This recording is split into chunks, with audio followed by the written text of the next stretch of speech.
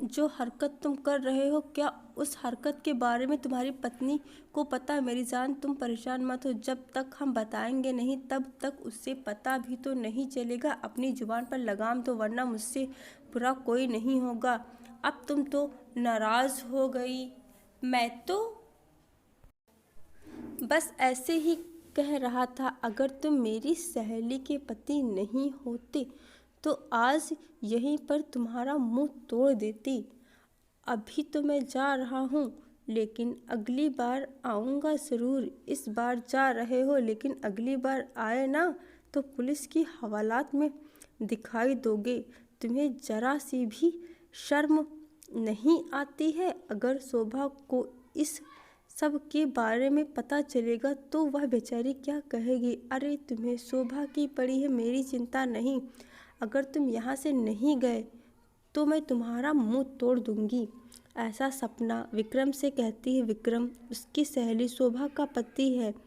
विक्रम और शोभा की शादी अरेंज मैरिज हुई थी, और जब उसकी शादी हुई थी तब सपना भी अपनी सहेली शोभा की शादी में गई थी। तब से विक्रम की सपना पर नीयत खराब हो गई है, और इन सब के बारे में पहले से ही शोभा को थोड़ा बहुत शक था। तब से वह सपना को गलत समझने लगी है और उसके साथ दोस्ती के रिश्ते में भी दरार आ गई है। एक बार जब शोभा सपना को फ़ोन करती है और अपना फ़ोन वही सामने टेबल पर रख देती है, तब विक्रम आता है और सपना के मोबाइल से ही मैसेज करता है बहुत सारे।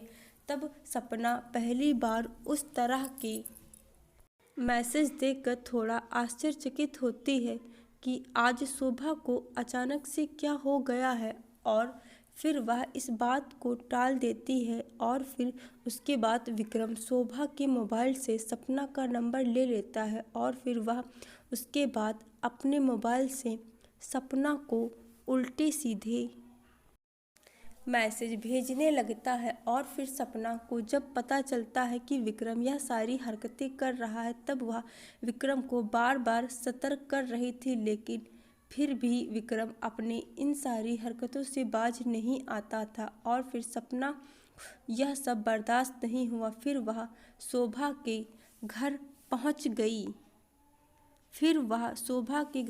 गई। इन सब के बारे में शोभा को बताया, पर शोभा को उसकी बात पर यकीन नहीं आया और उल्टा सपना को ही गलत बताने लगी।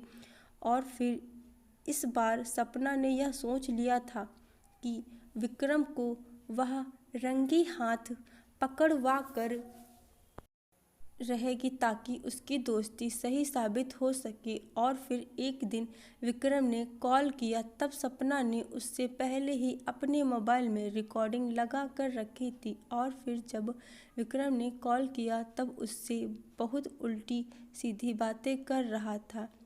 और उसके बाद जब सपना ने इन सारी बातों को रिकॉर्ड कर लिया, और फिर वह दूसरे दिन शोभा के घर पहुंची, और उस वक्त शोभा के ससुराल में उसका पति और उसके सास ससुर पूरा घर था। और फिर जब सपना ने उस रिकॉर्डिंग को सबके सामने सुनाया, तब विक्रम का सर शर्म के मारे उठ नहीं रहा था। और फिर शोभा ने जो खींच कर तमाचा विक्रम के मुंह पर रखा, और फिर मानो विक्रम के होश ही उड़ गए। और फिर उसके बाद उसने सपना को माफ़ कर दिया और सपना से भी माफ़ी मांगी। उसके बाद अपना सामान पैक किया और चुपचाप अपने घर चली गई। आशा करती हूँ कि आप लोगों को ये कहानी, जो कि दोस्ती और विश्वास की है, ज़रूर पसंद आई होगी। और मेरे चैनल पे अगर नए हैं तो चैनल को सब्सक्राइब, वीडियो को लाइक ज़रूर कर दीजिएगा। और ऐसी ही कहानियाँ सुनने के लिए मेरे चैनल के साथ जुड़े रहे और मेरे चैनल को प्यार और सपोर्ट अपना बनाए रखिए। तब तक कि हम लोग मिलते हैं अगली वीडियो में ऐसी ही किसी कहानी के साथ, क्योंकि हर कहानी की अपनी अलग स्टोरी होती है और हर एक कहानी से कुछ ना कुछ शिक्षा मिलती है। तो हमें हर कहानी से कुछ ना कुछ सीख लेनी चाहिए और उस सीख को अपने जीवन में उतारना चाहिए ताकि हम ऐसी गलती ना कर सकें। ये कहानियाँ सिर्फ एक मनोरंजन के लिए होती हैं, तो आप लोग सिर्फ एक मनोरंजन की तरह ही इनका आनंद उठाएं।